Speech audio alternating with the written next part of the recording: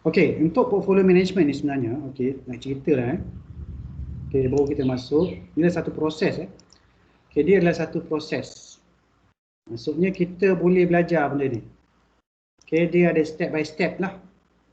Okey, so apa steps dia kat dalam ni? So dia ada 6 steps, okey, ada 6 steps okey involved dengan portfolio management. Right? So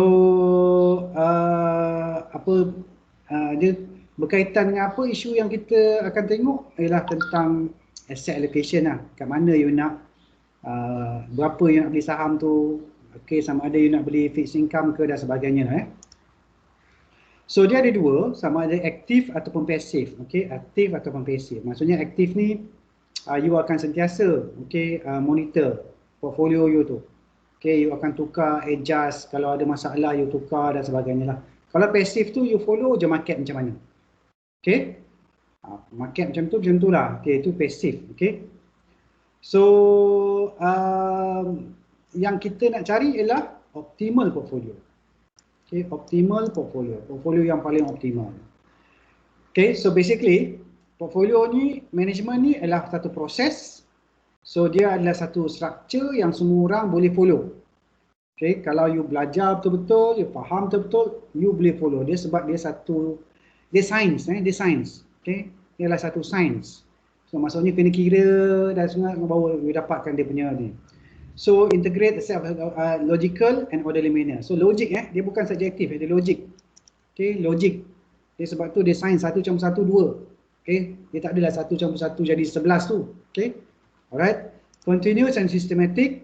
Okay, encompasses of all portfolio investment. Tak kisahlah portfolio investment ni macam mana, dia boleh masuk emas ke unit trust ke apa ke itu terpulang. Okay, so with a structured process anyone can execute decision for an investor. Okay, so maksudnya you boleh belajar lah benda ni. So yang paling pentingnya dalam proses ni lah, you kena tahu objektif you apa, constraint you apa, preference you apa. Contoh objektif, you nak dapatkan 10% setahun, 20% setahun ke. Objektif, tu very simple lah. Okay, return saya nak dapat 10%. Okay, so that is very objektif. Okay, constraint ni apa? Mungkin constraintnya modal you berapa dan sebagainya lah. Okay, so kalau modal you kecil, you cakap you kena swing. Kalau you modal you besar, you boleh short term sikit ke kan dan sebagainya lah. Preference mungkin you cakap, okay saya nak beli saham syariah je. Okay, ataupun investment yang syariah compliant saja. Itu preference you. Okay, kalau you bukan orang Islam, mungkin you boleh cakap, okay saya nak beli apa-apa pun tak kisah, janji untung, Magnum pun boleh, Carlsberg pun boleh, kan dan sebagainya. So bila you dah ada benda ni, objektif you, constraint you dan juga preference you, you akan buat investment policy. Tapi bukan you buat selalunya kalau you kerja dengan EPF ke tamu haji ke, selalunya board of directors yang buat polisi tu. Okay, you akan jalankan polisi. Faham tak tu?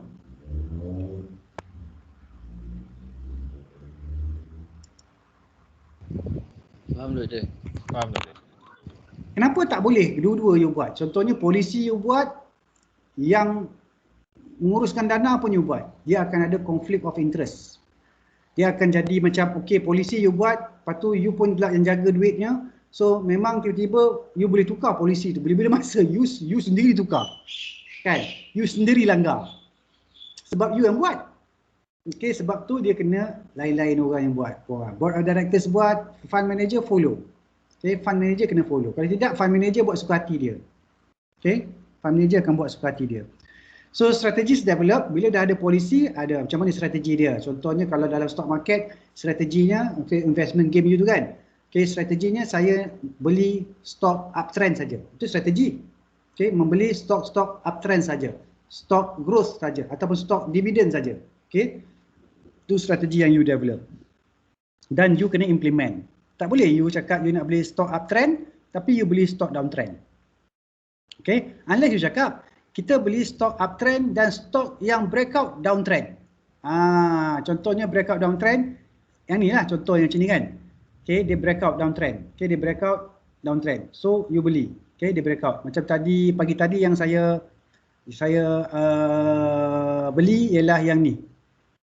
EPMB Kejap saya tunjukkan EPMB. MB. Okay, saya beli sebab dia breakout. Mana EP? Yang ni. Okay, saya buka 1 hari punya time frame. Okay, nampak dia breakout. Saya beli pada 66 tadi. Okay, mula-mula 2-3 hari lepas saya beli, tapi rupanya dia tak breakout, dia turun balik. Okay, lepas tu saya jual balik. Okay, lepas tu tadi dia break je 66, saya beli. Saya jual kat 72 kat sini. Tak banyaklah untung, 1000 kan. Tapi dia naik sampai 89.89. Nampak tak garisan saya ni ialah resistance. Lepas tu dia turun balik. Nampak? Kan? Okay. Sebab apa dia dah sampai kat resistance, jangan you pergi kejar harga kat sini. Nah, ada setengah tu sebab dia tak belajar, dia beli kat sini. Nah, 89 sen ni dia beli. Kat pucuk ni dia beli, lepas tu marah orang pasal apa harga jatuh. Sebab apa? Resistance memang tempat menjual. Support tempat membeli. Tapi yang ni lah resistance. Unless dia breakout resistance, baru kita beli. Nah, yang ni tadi dia breakout resistance, saya beli. Okay, mula-mula dulu dia breakout, saya beli, lepas tu saya tolak, saya jual balik. Okay, sebab dia tak jadi kan, dia turun bawah kan. Saya jual balik. Hari ni dia breakout balik, saya beli. 66 sen lah tadi. 66 sen dekat atas sikit ni. Kat sini. Okay, 66 sen. Sampai 72 sen. Okay, 72 sen. Okay, sampai 72 sen. Dapatlah 1000. Okay, kasar kasar. Okay. Kasar. Lepas tu saya cakap jangan kejar harga lah. Jangan kejar harga. Ni kejar harga ni. Siapa yang beli kat atas ni memang dia mengejar harga. Okay, mengejar harga. Jangan kejar harga. Okay. Apatah lagi you beli tu you tak buat pun you punya support resistance, mana kat tempat resistance you kena buat. Okay, kalau tidak you tak tahu kat mana. Okay.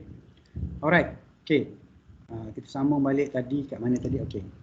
So, you kena ada strategi develop dan implemented. Market condition, okay, kalau market condition, contoh you cakap market condition, kalau market tengah uptrend, you akan masuk. Kalau market tengah sideways, you tak nak masuk. Market tengah downtrend, you tak nak masuk. Contoh. Okay, so you kena tengok market condition. Ada setengah tu, bila market sideways, sekarang ni market sideways sekarang, Bursa Malaysia, market tengah sideways. Sideways tu maksudnya macam mana? Dia macam ni lah, dia jalan macam ni je, ke sisi je. So ada setengah fund manager dia tak nak beli. Masa tengah market tengah sideways. Dia tak nak beli. Okay, dia nak masa tu market tengah naik je dia nak beli. Sebab apa? Bila market tengah naik, mungkin saham dia akan naik juga. Okay, asset mix, okay, you nak beli contohnya semua saham ke, you nak beli saham, you nak beli unit trust, you nak beli fixed income dan sebagainya. Bergantung kepada mungkin you punya portfolio lah. Dan investor circumstances are monitored. Portfolio adjustment are made as necessary. Okay, contohnya macam apa yang portfolio adjustment ni? Contoh yang serba decay tadi. Mana serba decay tadi? Saya rasa ni. Okay, you tengok serba decay tadi. Okay, portfolio adjustment, EPF buat apa? Dia jual. Tu dia adjust lah tu.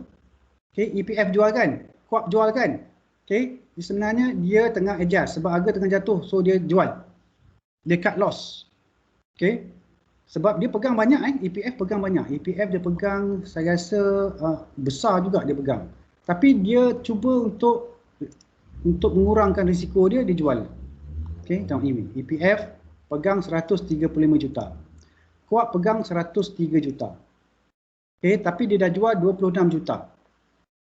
Okey. Okey, inilah guang pencen Ini orang-orang pencen punya duit kat sini. Okey, yang ini duit kita kerja ni yang simpan kat EPF ni kat sini. Sebab tu dia rebalancing, dia buat portfolio adjustment. Okey, faham Alright. Next is kita kena tahu perbezaan antara institution investor tadi. Institution investor you dah faham lah. Dah cerita dah ikan bilis dengan jerung. Faham ke? Okey. Ini jerung, ini ikan bilis. Jerung dia tak ada keluar beli-beli, keluar masuk tak ada. Dia tak beli jual, dia beli dah lama. Kalau dia terpaksa buat adjustment baru dia jual. Okey. Tapi kalau individual investor ni dia boleh jual beli. Sebab dia tak susah sangat nak jual beli. Okey. Alright. Itu institutional investor, okey. So dia orang akan buat investment policy berdasarkan daripada objektif, berdasarkan daripada risiko. Okay, risikonya you boleh tak terima risiko tinggi ke, risiko rendah ke. Okay, constraint and preference. Okay, you nak beli syariah saja ke? Ada kat law punya masalah, isu law ke dan sebagainya. Okay, and then life cycle approach. Life cycle approach, kalau contohnya orang muda, A ni orang muda. Orang muda dia boleh ambil risiko yang tinggi dan return yang tinggi. Orang muda. Okay, accumulation phase of early career. Selalunya, orang yang dah mid to late career ni, dah nak pencen ni kan, selalunya dia balance sikit. Okay, risiko dia rendah sikit banding dengan orang muda. Tapi kalau orang dah pencen, yang C ni, dia akan ambil risiko rendah. Dia akan, risikonya rendah, returnnya pun rendah. Sebab tu dia cuma masuk tabung haji je. Okay, ataupun dia masuk unit trust je. Sebab apa? Dia dah malas nak fikir dah. Okay, so time ni dia banyak belanja cucu, pergi travel, pergi buat umrah ke apa, sebab dia dah pencen. Okay, alright. Ini life cycle approach. Tapi jadi orang muda-muda macam you, kena dapat return yang tinggi, dan boleh terima risiko yang tinggi juga. Ini faham ya?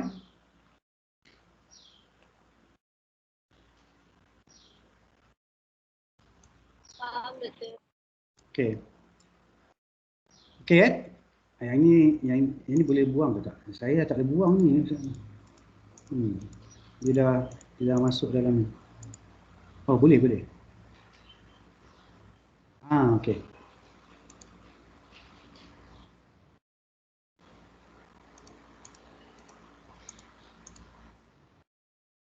Okey, contoh CanSlim. Ini formula investment strategy. Dia pakai CanSlim. Okay, investment policy should contain a statement about inflation, okay, adjusted return dan sebagainya. Okay, inflation, you tahu tak inflation apa?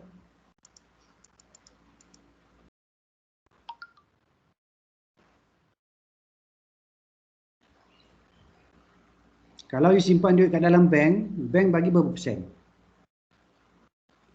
Okey, untuk ni kalau saya tanya inflation, saya tanya tentang unemployment, you kena faham benda-benda tu semua. Kalau tidak, you berhenti jadi pelajar Bachelor of Muamalat, masuk dalam syariah ke, masuk Quran Sunnah ke.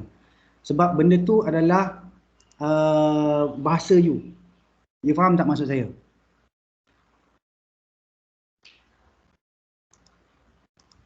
Saya cakap terus terang ni. Tu adalah bahasa you. Kalau you tak faham, contohnya inflasi tak faham, present value tak faham, future value tak faham, okay, sukuk tak faham, kan? Contoh-contohlah benda-benda kewangan ni you tak faham, you elok tukar kursus, pergi kepada kursus lain. Sebab apa? Sebab dia macam ni tau. You kalau nanti you kerja ataupun you apa, you akan menggunakan bahasa-bahasa terma-terma tu. Okay? Terma tu you akan gunakan. Tapi kalau you tak tahu benda tu, maksudnya you memang tak belajar lah, tak study. Okay, tak study benda tu.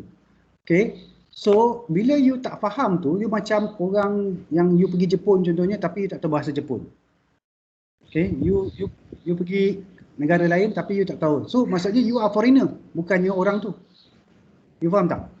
Tapi kalau you pergi Jepun, you faham bahasa Jepun, you boleh pergi US, you boleh bahasa Inggeris, maksudnya dia orang boleh faham you, you boleh adapt dengan dia orang. Okay? Ya, ada soalan teman? Ada soalan ke teman? Teman ada soalan ke? Tadi. Okay, so saya bagi ni pedas, tapi memang kena faham benda-benda terma tu kena faham. Terma kewangan you kena faham. Sebab you Bachelor of Muamalat, Bachelor of Business Administration. Okay, so terma kewangan, terma business memang you kena faham. Terma tu adalah bahasanya. Okay, so bila you dalam bidang tu, you kena faham terma benda tu. Okay, dapat ke tak ni apa yang saya sampaikan ni? Dapat. Saya cakap pedas, tapi saya pedas-pedas saya ni ada maksud dia. Okay, alright. Unique needs and circumstances also important. You may restrict certain asset classes. Mungkin you tak cakap, okay, forex kita tak main. Forex kita tak ambil. Sebab apa? Forex mungkin you tak syarah compliant. Okay, futures index kita tak main. Contoh, kita tak ambil, kita invest. Sebab apa? Tak syarah compliant. Contoh, okay. So you restrict on certain asset classes. Okay. Right, so you also need to look, okay, the time horizon. Berapa tahun you nak invest? Okay, setahun ke, 10 tahun ke, 20 tahun ke. Okay, liquidity needs, sama ada investor tu nak pakai duit tak lepas tu. Contohnya kalau you nak invest sekarang, lagi 5 tahun you nak kahwin, you nak pakai duit tu. Okay, contoh. Kan, so you nak kena tahu liquidity need you. Bila you nak kena pakai duit tu, contoh. Okay, cukai juga you kena tengok. Ada tak cukai untuk saham ke? Contoh saham tak ada saham tak ada cukai. Okay. You untung macam mana pun tak ada cukai kalau you main saham. Alright, okay. So then you kena tengok capital market expectation. You tengok makro, micro, okay, expectation about capital market. You kena faham, okay. Kita punya market ni ada turun naik, turun naik, turun naik. Dalam 10 tahun dia akan turun. Lagi 10 tahun dia turun. 98 turun, 2008 turun, 2018 turun sampai sekarang. Okay, yang ini pun pernah dicerita dalam surah Yusuf. Tapi surah Yusuf tak cakap 10 tahun. Surah Yusuf beritahu 7 tahun ekonomi okey, 7 tahun kemarau. Okey, Nabi Yusuf beritahu bila 7 tahun tu you kena menyimpan. Okey. You kena menyimpan. Menyimpan maksudnya you bila you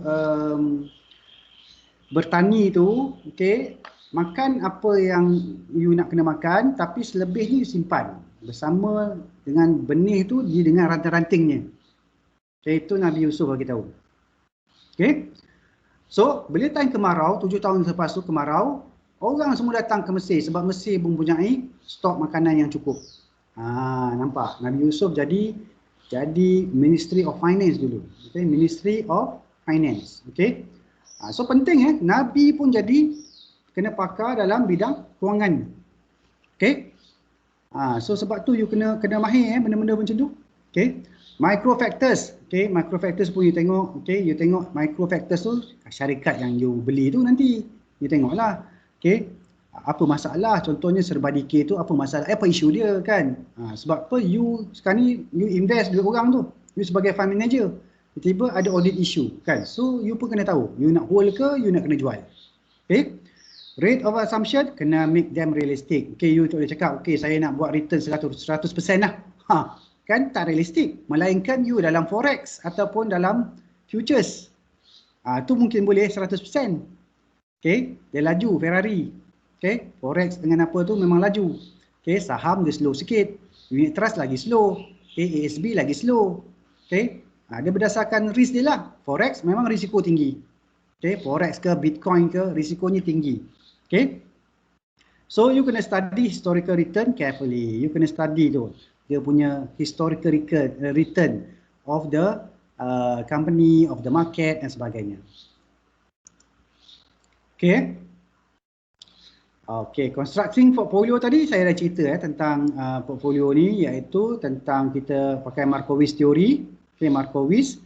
Lepas tu kita tengok kepada macam mana nak optimizekan kita punya portfolio tersebut. Okay, macam mana nak optimize. Okay, asset allocation ni pula. Okay, involved in deciding on weight for cash, bond, stock. Berapa you nak pegang untuk cash, berapa you nak pegang kat bond, berapa kat stock dan sebagainya. Okay, ini asset allocation. Okay, yang line tadi tu kan, line tadi yang saya tunjuk tu, capital asset line tu, itulah dia. You nak pegang cash berapa? You nak pegang cash tak ada return cash tak akan ada return. Okay, kalau pegang cash maksudnya duit you akan jadi mamah inflasi. Dimamah inflasi. Maksudnya you ada 100 sekarang ni, okay, pada 2009, contohnya 2009 ada 100, 2014 you punya 100 tu tak sama dengan 2009 punya 100. Okay. Jadi faktor-faktor yang you kena consider ialah return requirement, okay, tolerance, risk you, time horizon, okay, umur investor tu you. Okay, umur dia berapa. Kalau orang muda dia boleh ambil risiko tinggi. Kalau dia dah umur dah pencen tu, you janganlah suruh dia masuk dalam stock market. Faham? Okay, you janganlah suruh dia masuk. Pakcik ni pencen kan, duit banyak kan, masuk stock market lah pakcik. You faham tak maksud saya? Faham doktor. Faham. Sebab dia, kalau you jadi financial fund manager untuk dia, you bagi tahu kat dia, okay pakcik ni tengah pencen kan, so pakcik masuk dalam ni lah, sukuk ni pun dah cukup dah pakcik, 2% setahun. Contoh sukuk prihatin tu kan, 2% setahun cik, pakcik ada 100,000, dapat 2%, okey, Acik boleh dapat 2% kali 100,000 tu. Berapa?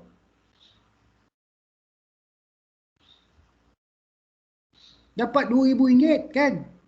RM2,000 tu pakcik ambil RM2,000 tu, pakcik bagi 12. Pakcik bagi 12, sebulan pakcik boleh pakai berapa ringgit? RM2,000 bagilah 12. Kan? So acik tak payah pening-pening dah. Acik cuma bayar belanja duit kopi kan, pergi-pergi ngopi apa semua cukup. Contoh. Okey, contohnya kalkulator tadi saya buat. Kalkulator okey 2,000 okey bagi 12. Berapa? 166. Cukup tak duit kopi? Sebulan. Cukup. Cukup kan? Cukup kalau dia setakat dia seorang je yang ada untuk mengopi. Lepas tu jangan lupa dia ada duit pencen. Duit pencen contohnya dia dapat 2,000 sebulan. Tambah dengan 166. Dapat 2,166. Tambah dengan anak bagi. Anak bagi contoh. Kalau dah anak bagi kan. Kalau anak bagi, anak ada contoh 10 orang. Seorang bagi 100, 1,000. Contohlah, tapi takkan 100 bulan kan. So 3,000. Bagi 3,000 ni, bagi 30 hari. RM100 sehari. Cukup kan? Cukup tak RM100? Cukup sangat. RM100 tu selalunya apa dia buat? Minum kopi. Pergi selemak, makan apa semua. Beli hadiah untuk cucu, jajan cucu. Dan selalunya memang banyak cucu yang dapat. Kan?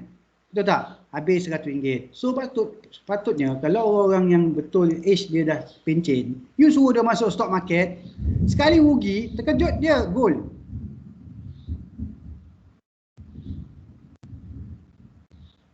Kan? Tapi kalau orang muda macam you, tak apa. Masuk stock market dia cakap. Masuk stock market. Sebab apa? Muda. Kan? Sebab you boleh panjang you punya masa tu masa lagi. So bila dia panjang masanya, contohnya you umur sekarang 20 kan. Ada umur 20 tak? Dah senyap balik dah. Tak ada. Tak ada. Berapa umur you ni? 23. Dah 20 dah tu kan. 23 kan. So you ada, kalau you kerja sampai umur 60 lah, contoh senang saya nak kira umur 60, ada 40 tahun lagi nak kerja. Sebab tu you boleh ambil risiko masuk dalam pasaran saham, stock market. Sebab apa? You kalau rugi pun you boleh naik balik. You boleh bangun balik. You ada masa panjang. Tapi kalau you dah pencen, sekali dia terjatuh, tersungkur, umur 60, terus tersungkur. Betul tak?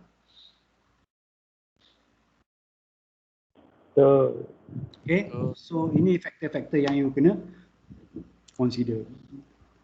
Lagi satu, kalau masuk pasaran saham, you pula ajar dia, pakcik, bolehlah jadi intraday pakcik. Berdegup-degup jantung dia kan. Jantung dia kuat, dia kena kuat jantung dia kalau jadi intraday trader contohnya. So tak apa sesuai. Kan?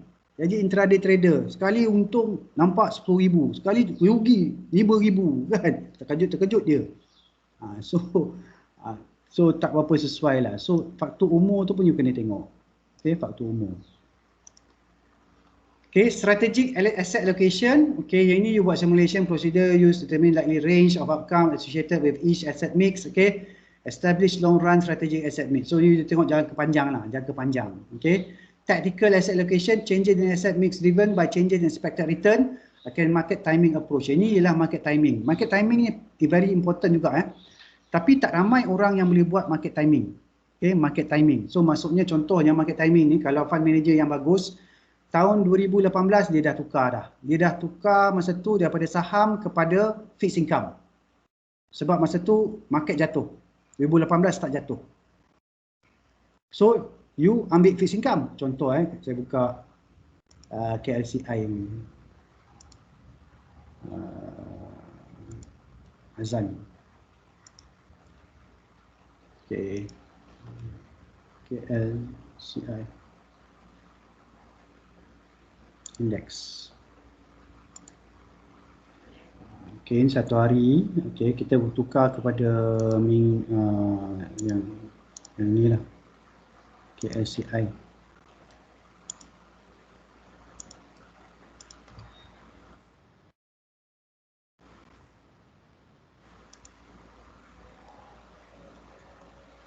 Ini 30 minit. Okey, tadi saya cakap KSCI dia macam sideway kan? Ni tengok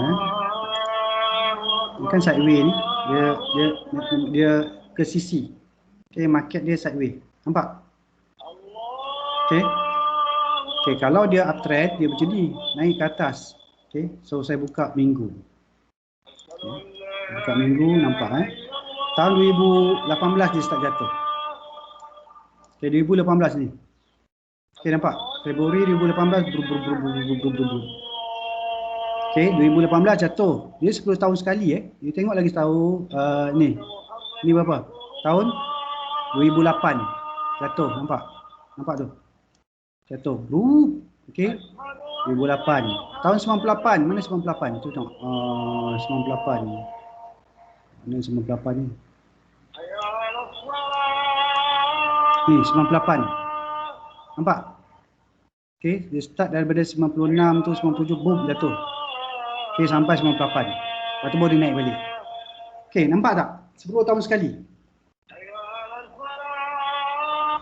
Okey, nampak Jadi kalau you fund manager yang boleh market timing, masa dia dah top ni, you tukar semua stok you kepada fixed income. Contoh kan. So masa time fixed income, dia masa dia jatuh, you punya saham tu you dah jual. You tak adalah rugi banyak ni. Banyak rugi ni, berapa persen ni rugi ni. Ini banyak ni Ni rugi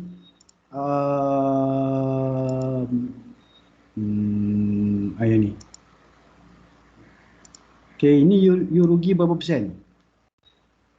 73%. 73% rugi. Time ni you rugi berapa? Time ni you rugi berapa ni?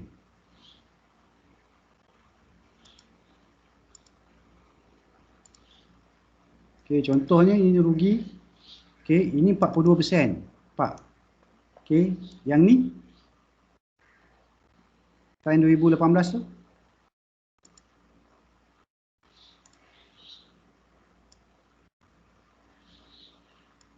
34%. Nampak? So sebab tu market timing is very important kepada fund manager. Dia dah tahu dah mana dia nak kena tukar, dia nak kena switch kat mana.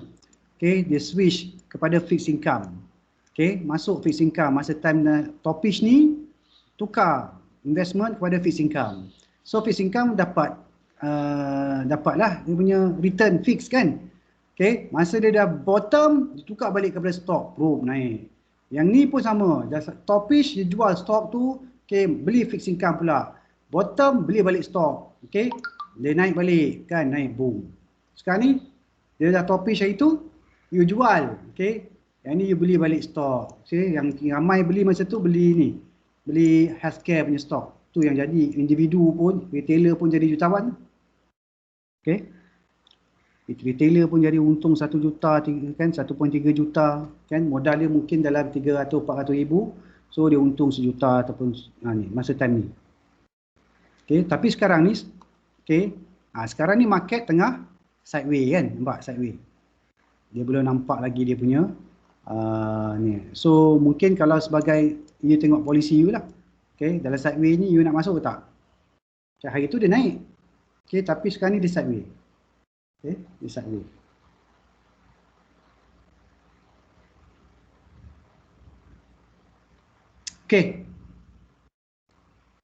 Alright, kita sambung balik.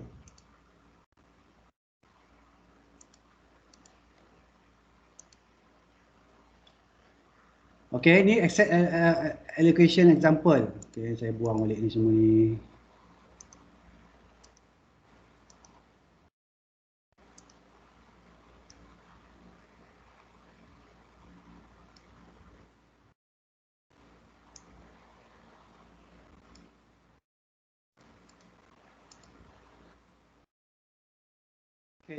Mana-mana boleh lah. Okay, example ya, you pegang 5% cash, 15% fixed income, 80% equity. Ini kalau untuk investor yang young and high risk tolerance. Faham tak? Okay. So you target you punya ni kepada siapa? Orang muda. Okay, orang muda dia boleh letak 5% ni cash dia simpan. 15% fixed income, 80% dia equity. Tapi kalau dia ni retired investor, 20% cash, 60% fixed income, 20% equity. Okay, yang ni faham ya? Okay.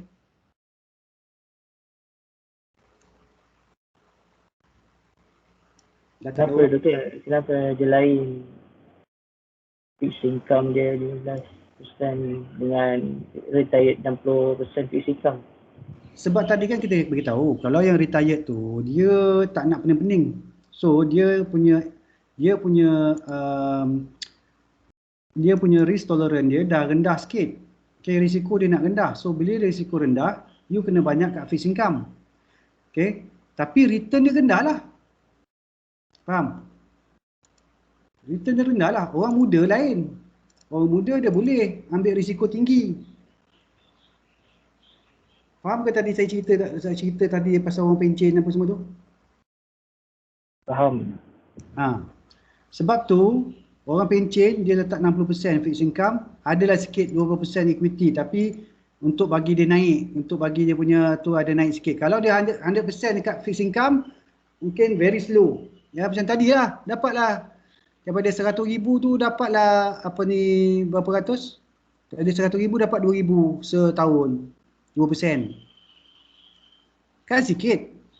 Kalau dia tak ada income lain, dia dapat 166 sebulan. Bolehlah, cukup lah untuk apa? Untuk beli kopi ke apa kan. Tapi kalau dia nak belanja-belanja apa semua, tak cukup lah. Okey. Okey.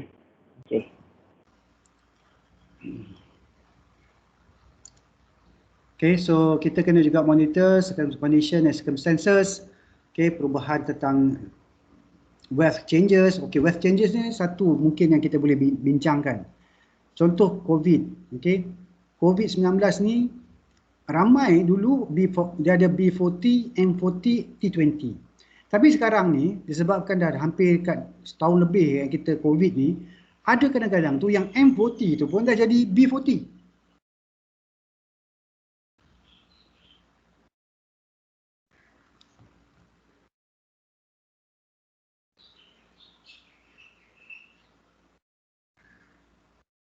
Faham ke? Faham betul. Dulu dia ada kerja contohnya. Lepas tu sekarang dah tak kerja, dia terus jadi B40. Okay, wealth changes tu. Berubah dia punya tu. Okay. So dalam konteks ni,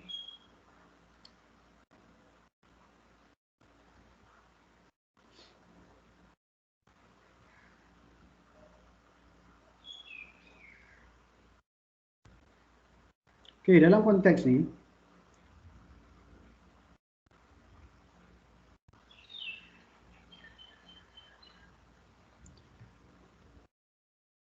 kita kadang-kadang ada perubahan, changes dalam apa, so investor you pun you kena faham. Okay, kalau you jadi fund manager, you tengok investor you ada masalah ke apa ke, dan you kena tengoklah macam mana. Okay, ataupun you punya investment circumstances dah berubah. Okay, kadang-kadang investment horizon changes. Okay, masa. Okay, tiba-tiba dulu you cakap nak kahwin lagi 5 tahun. Okay, umur you 23, you dah 28 nak kahwin. Tiba-tiba you cakap tak jadilah, saya nak kahwin umur 25. Lagi 2 tahun lagi. So, investment horizon you daripada 5 tahun kepada 2 tahun. Okay, liquidity requirement changes. Tadi macam tadilah. Contoh, okay, you nak pakai duit dah 2 tahun akan datang sebab nak kahwin. Okay, alright. Tax circumstance change, okay. Mungkin kena cukai ke sekarang ni, mungkin lepas ni GST kena ada ke, okay. Legal regulatory consideration, okay, unique needs and also circumstance changes. Contohnya ialah keperluan dia tiba-tiba dia nak perlukan sesuatu dan sebagainya lah, unique needs lah. Okay, dan circumstances changes dan sebagainya. COVID ni mungkin unit needs lah.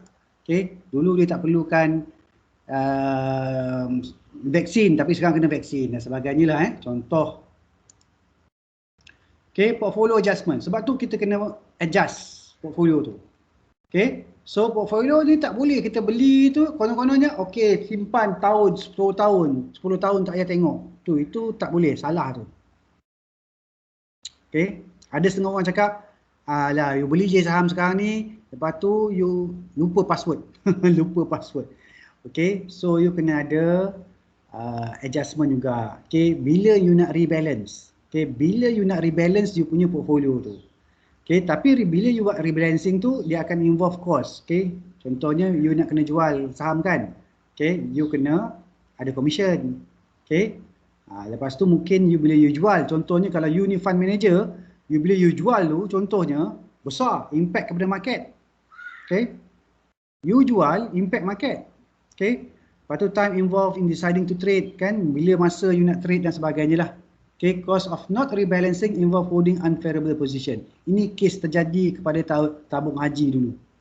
Tabung haji dulu dia sebab dia tak cut loss. Okay, company-company yang dia pegang dulu tu yang dah jatuh, last sekali dah murah sangat dah. Lepas tu kerajaan pula masa tu pakatan suruh jual pula benda tu. Sepatutnya dah terlampau murah tu tak payah jual.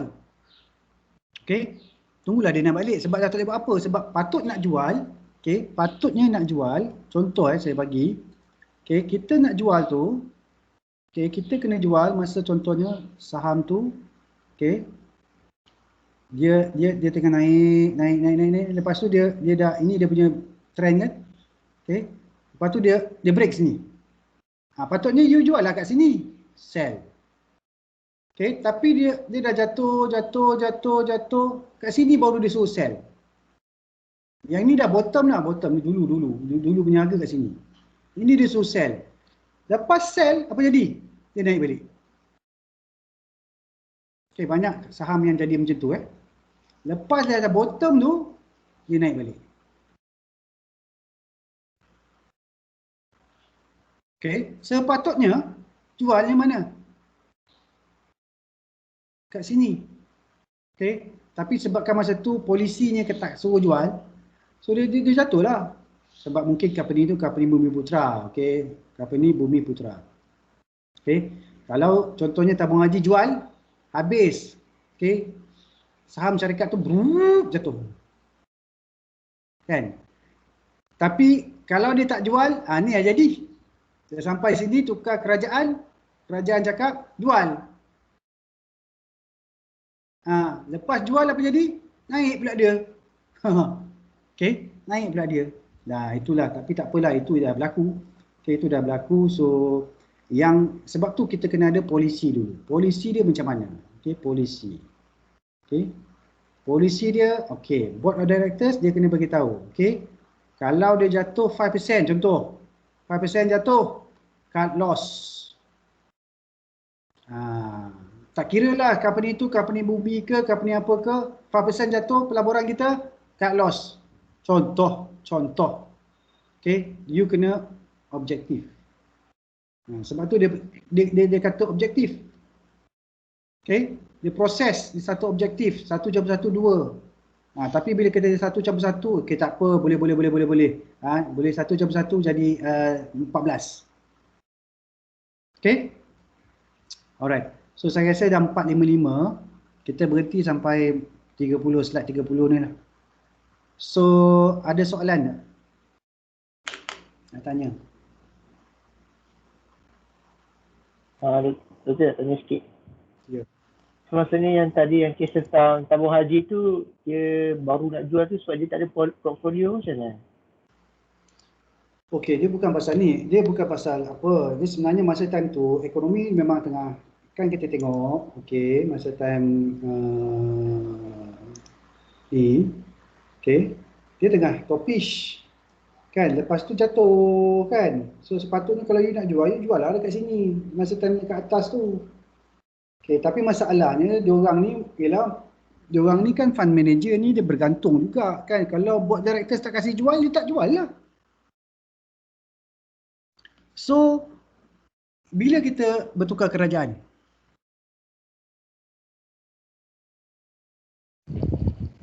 2019. 2000 19 ke?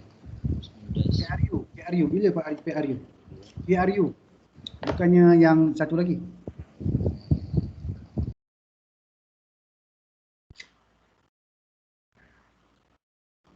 PRU 14 kan? Ha. Bila? 9 Mei 2018. Okey, nampak sini. Sini. Okey. Jatuh. Lepas tu you suruh jual. Tak silap saya dia orang jual stok-stok tabung haji tu dekat mana saya tak ingat. Kira tahun ni kot, tahun yang macam ni, masa time ni. Memanglah tengah diskaun.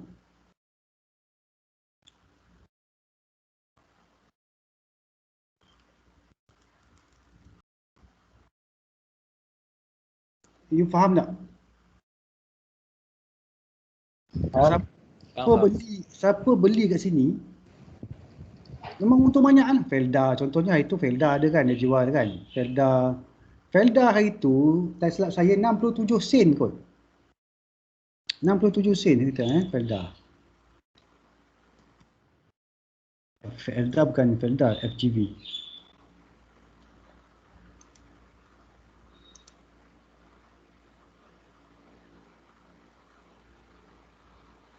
Ni 60 sen.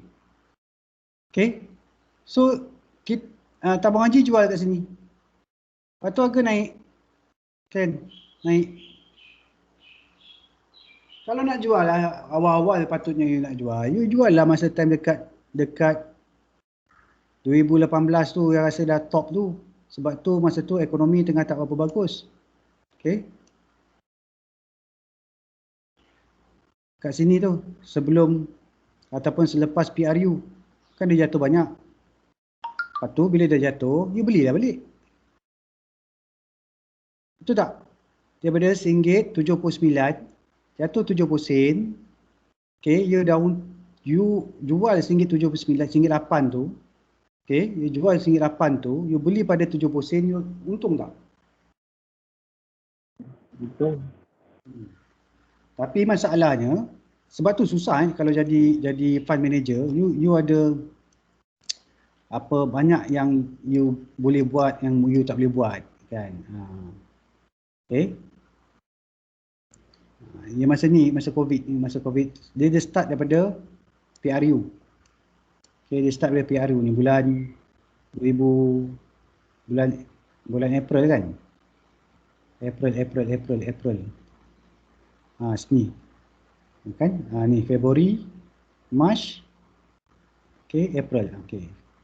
Dia start jatuh bro. Jatuh COVID. Ini COVID. Okay, yang ni tukar kerajaan pula lagi sekali. Lepas tu COVID. Okay. Lepas habis COVID bulan Disember 2018. Okay, sini sorry, ini COVID. Okay, Disember 2018. Okay, ini yang masa PRU tu 2018 dia naik balik. Okay, lepas tu Disember 19 ni tukar kerajaan. Februari kan tukar kerajaan. Okay, Februari 2020. Okay, lepas tu COVID bro. Okay, ni. Okay, so barulah. Saya tak ingat bila dia orang jual tu. You cuba check balik. Kat sini ke kat sini, antara dua.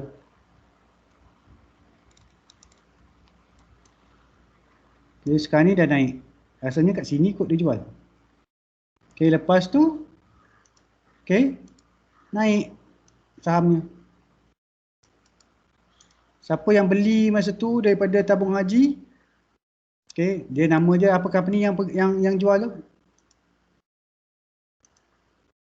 Apa nama company dia? Yang mana tabung haji? Yang tabung haji jual kat dia. Ada company yang dia jadi urus apa tak? Urus jemaah tu ke macam tu? Urus jemaah kot. Cuba cek, cuba Google apa urus jemaah kot. Apa doktor? Yang company yang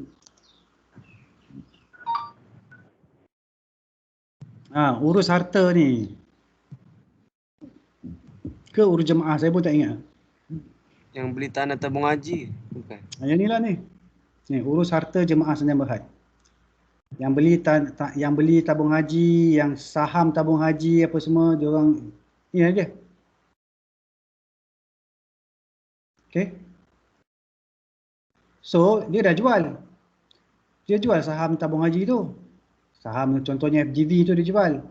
So, siapa yang beli lepas tu, okay, yang beli lepas tu dia dah dapat untung 129%.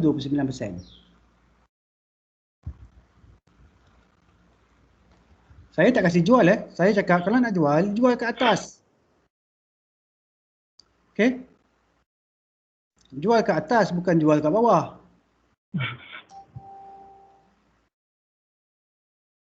Itu dari segi kita kata dari segi apa ni teknikal ni lah kan. Okay, tapi dari segi politikal ni saya tak campur, saya bukannya orang politik saya tengok daripada ni kita beli kalau harga dia terlampau murah. Walaupun company tu tak bagus tapi waktu-waktu tu dia murah, dia is a good investment. Okay, dia boleh kena beza antara good company dengan good investment. Kalau tabung FGV ni is not a good company sebab dia jatuh je kan. Tapi kalau dia dah terlampau murah, maybe it's a good investment. Okay, dia dah under value. Contohnya harga dia sepatutnya RM1 lebih tu lah. Okay, RM1, sekarang ni RM1.3 Okay. Memang harga dia RM1.3. Tapi harga masa tu 70 sen. So you belilah. Contohnya iPhone harga RM5,000 contoh. Tapi waktu tu orang tu tiba-tiba dia tersilap beli. Dia cakap saya tak nak pakai iPhone lah. Saya tak reti nak pakai iPhone sebab Android. Saya suka Android. Dia jual pada harga RM3,000. Murah ke tak tu? Under value tak? Harga kat market RM5,000. Dia jual RM3,000. Tu under value. So tu you beli. Tapi kalau harga kat market RM5,000. Okay. Nilai dia sebenarnya RM3,000. Itu over value. Yang tu walaupun it's a good investment, contohnya macam ni, Top Glove ni. It's a good company. Okay, good company. Okay, good company ada untung, tapi kenapa makin lama makin jatuh? Okay, untung besar 2 bilion. Sekarang ni baru keluar 2 bilion untung. Tapi jatuh. Sebab apa? Mungkin dia dah terlampau mahal. Okay, dia dah terlampau mahal. Sebab tu siapa yang beli kat RM9.5 ni, sekarang ni jadi RM4.7. Okay, tapi siapa yang beli kat sini RM2 ni, masa sebelum dia ni, sebelum ni RM4 sebenarnya dia naik kan. Tu yang jadi jutawan ramai tu. Masa COVID tu. Okay, tu jadi jutawan banyak ramai tu. Naik. So sekarang ni dia dah sampai kepada distribution phase, fasa distribution. Okay, ini ialah fasa distribution, ini ialah fasa markdown. Okay, fasa markdown. Okay, kita nak kena ada balik, dia panggil fasa akumulasi balik. Okay, fasa akumulasi. Fasa akumulasi ni macam ni lah. Okay, fasa akumulasi. Okay, dia kumpul, lepas tu baru dia boom. Nampak, dia naik. Ini ialah fasa akumulasi. Okay, so mana yang kita ni nak tunggu sampai sini memang susah lah. Okay, selalunya fund manager yang buat ni. Fund manager kumpul, beli sikit lagi, beli sikit lagi, beli sikit lagi, beli lagi, kan. You nanti you kerja, you beli lagi. APF kan, you kerja APF, you beli 100 juta, 100 juta, 100 juta, 100 juta. Tiba-tiba masanya sesuai, you dah start, boom, kasih dia naik.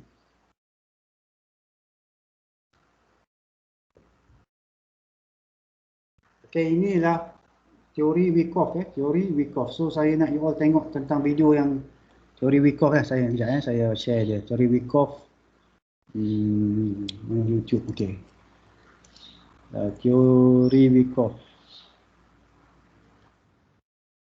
Okay, yang ni teori Wyckoff. Okay, ini boleh tengok ni student punya Ini student punya. Okay, so you boleh tengok. Ni saya share. Okay, E3. Okay. Teori Wyckoff.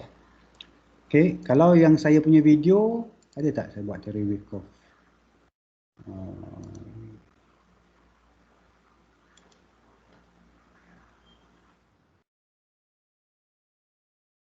Ni. Ini yang saya punya.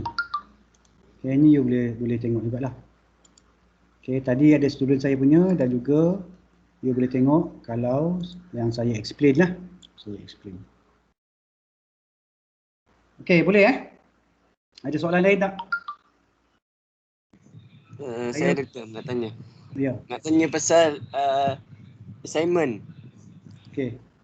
Doktor, boleh tak kalau kita orang ikut template doktor yang asal? Tak. Saya nak minta you buat template yang baru sebab saya dah tengok dah. Saya dah tengok contoh orang hantar kan kelang kabut. Jadi saya nak you buat asing-asing. Kalau tak boleh doktor, boleh tak kalau macam kita orang minta Tak boleh. due Tak date? boleh. Apa extend? Extend due date sebab ramai yang macam kena edit balik sebab dia compare kan dengan company tu, jadi berkait tu yang dorang nak edit. Okey, sebab saya tengok tadi memang kelang kabut. Bila saya tengok tu apa ni you buat macam tu, dia tak seperti yang saya ni lah. Dia punya susunan tu kelang kabut. Okey, so sebab tu saya minta buat asing. So dia tarikh dia sepatutnya Ahad ni. so perlu Ahad pukul 11. banyak masa dia. Ada 2 hari lagi.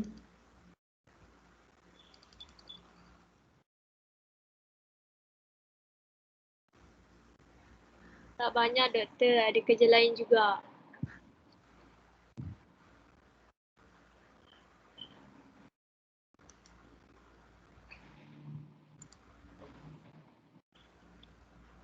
Mana satu Ini It's an individual assignment. Okay, Sunday. So you nak perlu 2 hari 5 jam lagi. Tak cukup doktor. So perlukan berapa? 5 hari mungkin.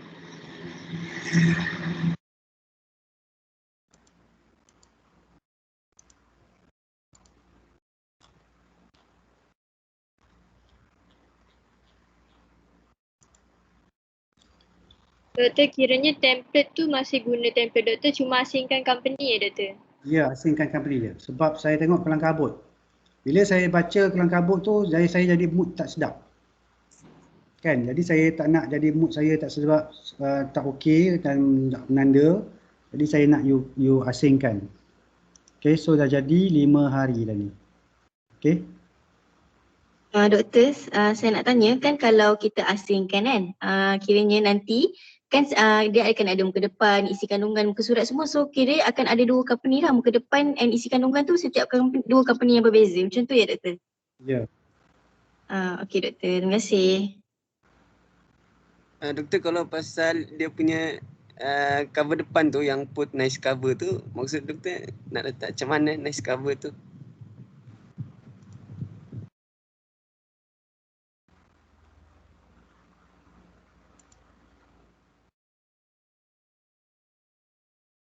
Cover tu you buatlah cover dia untuk lain, satu company lagi, satu lagi company. Okay. Maksud doktor macam buat cover buku Tak kisahlah nak buat cover buku ke apa, tapi buat cantik lah. Doktor, nak tanya lagi.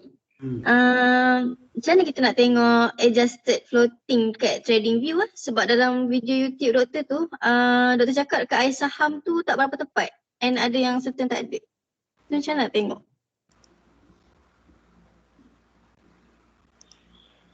Kat TradingView ni you pergi tengok dekat metric fundamental. Okay, you boleh tengok dekat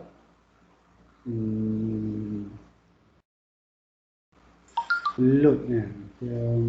Saham terapung. Okey. Ini saham terapung 295 juta. Oh. Okay. Okey, kalau you tengok Peacock contohnya 295 juta. Tapi kalau you tengok ke iSaham,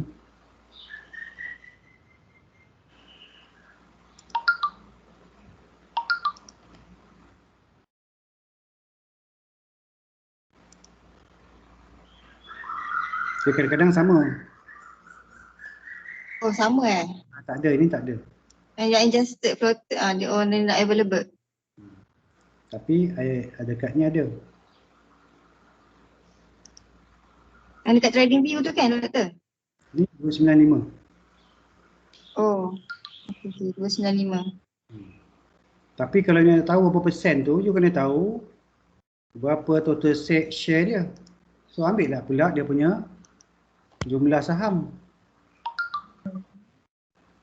Jumlah saham.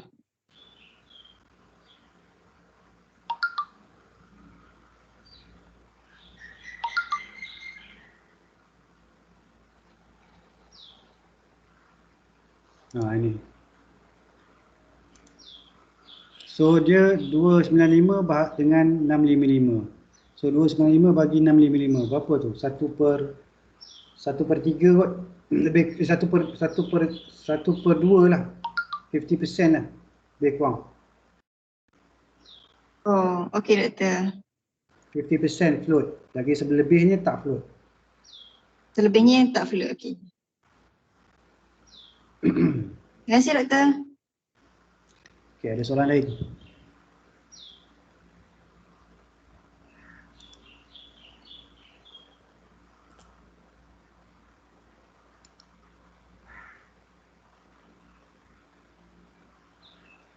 Okey, kalau tak ada soalan, kita tutup majlis kita dengan tasbih kifarah dan sarawah. Subhanakallah wa anta wa astaghfiruka wa atubu ilaik.